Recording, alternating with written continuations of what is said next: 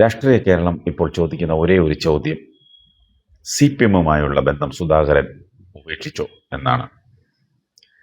CPM-ഉമായി തനിക്കുള്ള പതിറ്റാണ്ടുകൾ നീണ്ട ബന്ധം ഉപേക്ഷിക്കാൻ മുതിർന്ന നേതാവ് ജി സുധാകരൻ മനസ്സുകൊണ്ട് തയ്യാറെടുക്കുമ്പോൾ രാഷ്ട്രീയ കേരളം കാത്തിരിക്കുന്നത് അമ്പലപ്പുഴയിലെ തെരഞ്ഞെടുപ്പ് പോരിൽ CPM-ന് വെല്ലുവിളിയായി ജി സുധാകരൻ കളത്തിലിറങ്ങുമോ എന്നാണ്. കഴിഞ്ഞ ദിവസം കൂടി ആലപ്പുഴ ജില്ലാ സെക്രട്ടേറിയറ്റിൽ ജി സുധാകരനെക്കുറിച്ച് ചർച്ച വന്നപ്പോൾ അത് ക്ലോസ്ഡ് ചാപ്റ്റർ ആണെന്നാണ് ഒരു മുതിർന്ന സംസ്ഥാന നേതാവ് പ്രതികരിച്ചത്. ഇതിനുശേഷം തിരുവനന്തപുരത്ത് നടത്തിയ വാർത്താ സമ്മേളനത്തിൽ ജി സുധാകരൻ്റെ കാര്യത്തിൽ എന്തെങ്കിലും പരിഗണനയുണ്ടോ എന്ന മാധ്യമപ്രവർത്തകരുടെ ചോദ്യത്തിന് ഒരു പരിഗണനയും ഇല്ലെന്നാണ് പാർട്ടി സംസ്ഥാന സെക്രട്ടറി MV ഗോവിന്ദൻ പറഞ്ഞത്. തുടർന്ന് ഗോവിന്ദനും മാധ്യമപ്രവർത്തകരും ചിരിക്കുന്ന വീഡിയോ സുധാകരൻ സമൂഹ മാധ്യമത്തിൽ പങ്കുവച്ചു. ജില്ലയിൽ കഴിഞ്ഞ കുറേ നാളുകളായി നേരിടേണ്ടി വരുന്ന അവഗണനയ്ക്കൊപ്പം സംസ്ഥാന സെക്രട്ടേറിയറ്റിൽ നിന്ന് വരെ നേരിടേണ്ടി വന്ന അവഹേളനവുമാണ് പാർട്ടി അംഗത്വം പുതുക്കാതെ സമൂഹ മാധ്യമത്തിൽ അതൃപ്തി പരസ്യപ്പെടുത്തി ജി സുധാകരൻ രംഗത്തെത്താൻ കാരണം.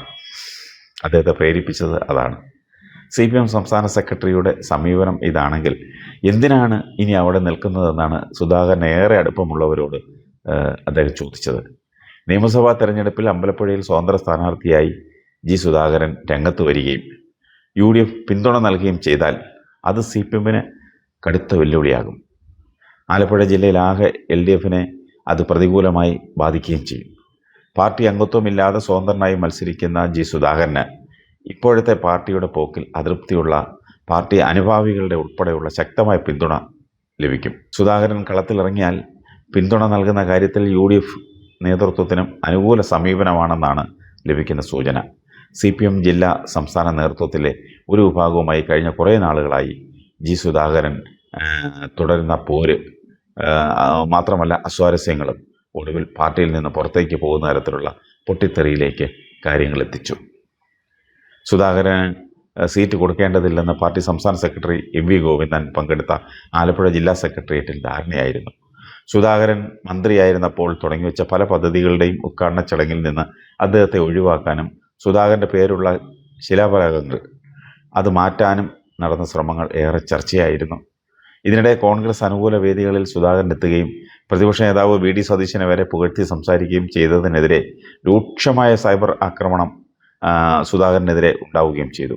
സൈബർ ആക്രമണവുമായി ബന്ധപ്പെട്ട് മന്ത്രി സജി ചെറിയാനെ പ്രതിക്കൂട്ടിലാക്കി സുധാകരൻ രൂക്ഷ വിമർശനം നടത്തിയിരുന്നു. താൻ ദേവസ്വം മന്ത്രിയായിരുന്നപ്പോൾ ശബരിമലയിലെ ഒരു സ്വർണ്ണപ്പാളിയും ആരും കട്ടുകൊണ്ടുപോയില്ലെന്നും താനിരുന്ന 3.5 വർഷം ഒരഴിമതിയും നടന്നിട്ടില്ലെന്നുമുള്ള സുധാകരൻ്റെ പ്രതികരണം സർക്കാരിനെയും CPM-നെയും കുറച്ചൊന്നുമല്ല പ്രതിരോധത്തിലാക്കിയത്. സുധാകരനെ അനുനയിപ്പിക്കാൻ സംസ്ഥാന നേതൃത്വത്തിൻ്റെ നിർദ്ദേശത്തോടെ ജില്ലാ നേതൃത്വം നീക്കം നടത്തിയെങ്കിലും ഫലമുണ്ടായില്ല. ഇതിന് പിന്നാലെയാണ് സംസ്ഥാന സെക്രട്ടറിയുടെ ഭാഗത്തുനിന്നുണ്ടായ പരിഹാസം. ആ പരിഹാസത്തിൽ മുറിവേറ്റ് സുധാകരൻ അറ്റകൈ പ്രയോഗത്തിനൊരുങ്ങുന്നത് CPM-നെ എങ്ങനെ ബാധിക്കുമെന്ന് കണ്ടു തന്നെ അറിയണം. അതുപോലെ ജി സുധാകരൻ മത്സരിക്കാൻ താല്പര്യമുണ്ടെന്ന് പാർട്ടി ജനറൽ സെക്രട്ടറി MA ബേബിയോട് പറഞ്ഞിരുന്നു.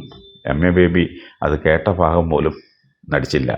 MA ബേബിയുടെ ഭാഗത്തു നിന്ന് അങ്ങനെയൊരു നീക്കമുണ്ടായതിൽ സുധാകരൻ ഏറെ വിഷമത്തിലുമാണ്.